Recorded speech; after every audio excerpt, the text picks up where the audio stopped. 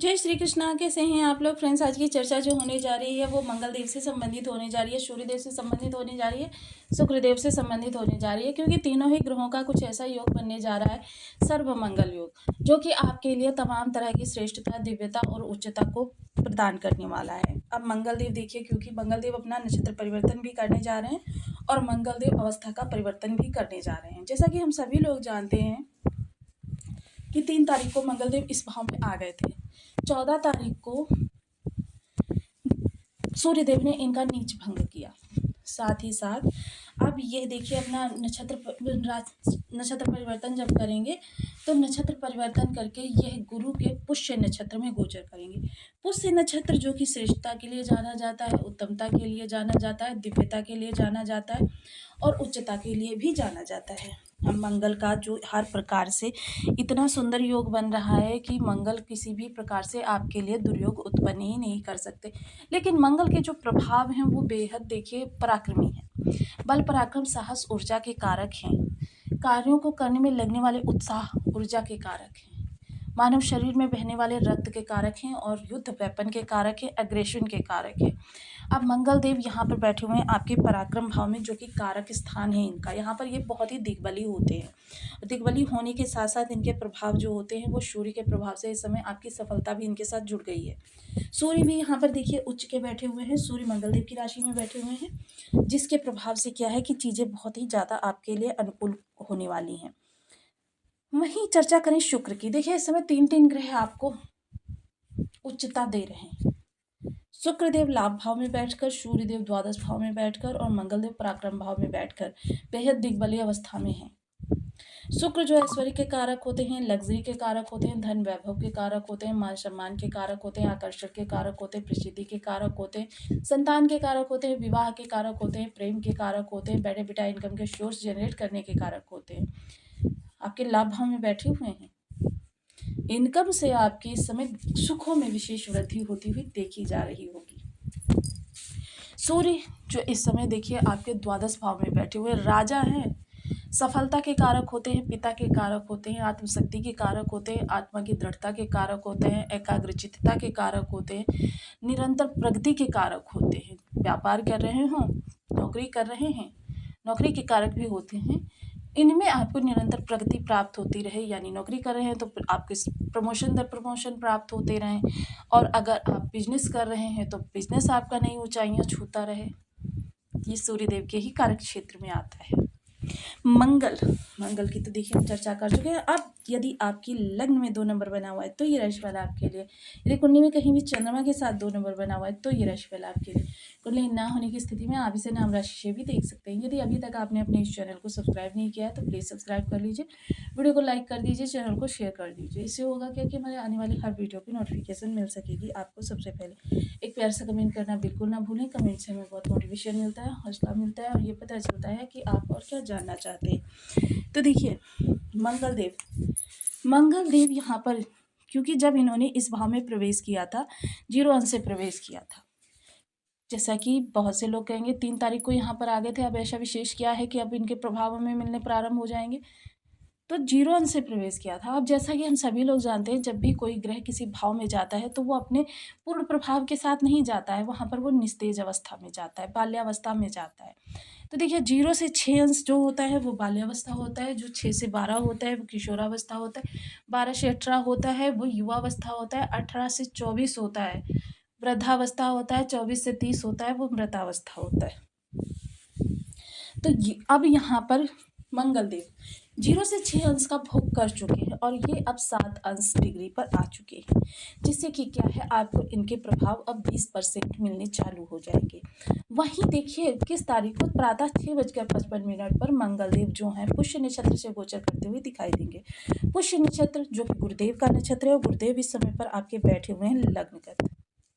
गुरुदेव का नक्षत्र है और गुरुदेव की पुष्य नक्षत्र श्रेष्ठता के लिए, उच्चता के लिए, दिव्यता के लिए और जीवन में नए कार्यों की शुरुआत के लिए जाना जाता है। बहुत ही श्रेष्ठ नक्षत्र माना जाता है, 27 नक्षत्रों में सर्वश्रेष्ठ नक्षत्र से माना जाता है।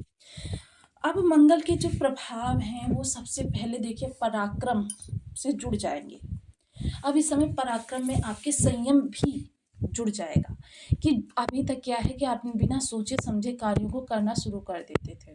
किसी ने कोई कार्य बताया या आपके विचार कोई कौंधा, आपने क्या किया, आपने बस उन कार्यों को करना प्रारंभ कर दिया।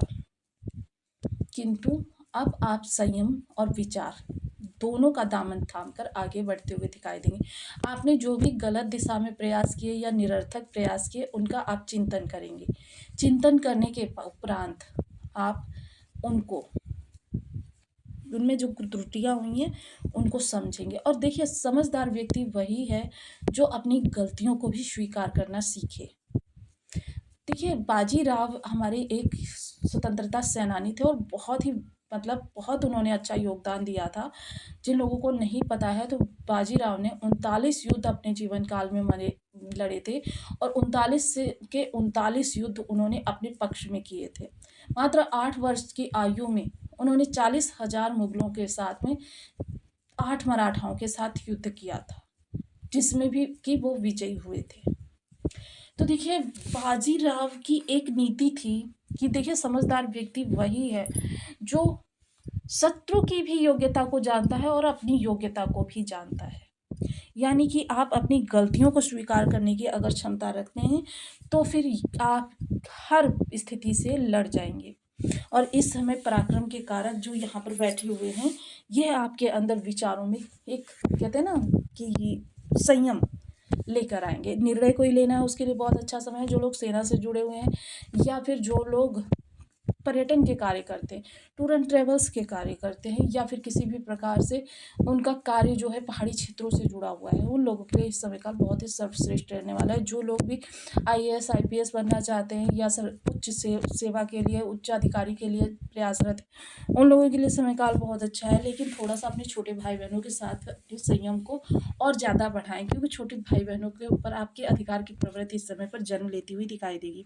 शत्रु पक्ष इस समय पर आपसे ध्वस्त रहेगा।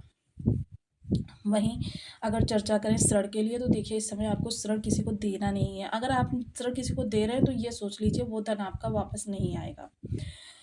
अतिरिक्त इसके लेना चाहते हैं तो उसके लिए भी उत्तम योग बना हुआ है। कंपटीशन में है तो देखिए 100% सफलता आपके ही पक्ष में आने वाली है। सप्तम दृष्टि भाग्य पर जाएगी तो भाग्य का साथ मिलता हुआ दिखाई देगा, पिता का सहयोग मिलेगा, सलाह प्राप्त होगी। अष्टम दृष्टि कर्म भाव पर जाएगी तो कर्म से संबंधित आपके जो भी परिवर्तन करने हैं, ट्रांसफर चाहते हैं, प्रमोशन चाहते हैं, या फिर आप इनमें कोई उन्नति चाहते हैं, ये सारी चीज़ें होती हुई दिखाई देंगी। भूमि भवन वाहन के कारक होकर मंगलदेव पराक्रम भाव में बैठे हुए हैं, तो इस समय देखिए अचानक धन प्राप्ति भी हो सकती है। अचानक अब आप कहेंगे क्यों? क्योंकि इनका राहु के साथ नवम पंचम बना हुआ है, जिसके कारण से जो कुछ भी होगा वो देखिए कभी अचानक भी आपके अंदर पुट हो सकता है और तीव्रगामी भी हो सकता है।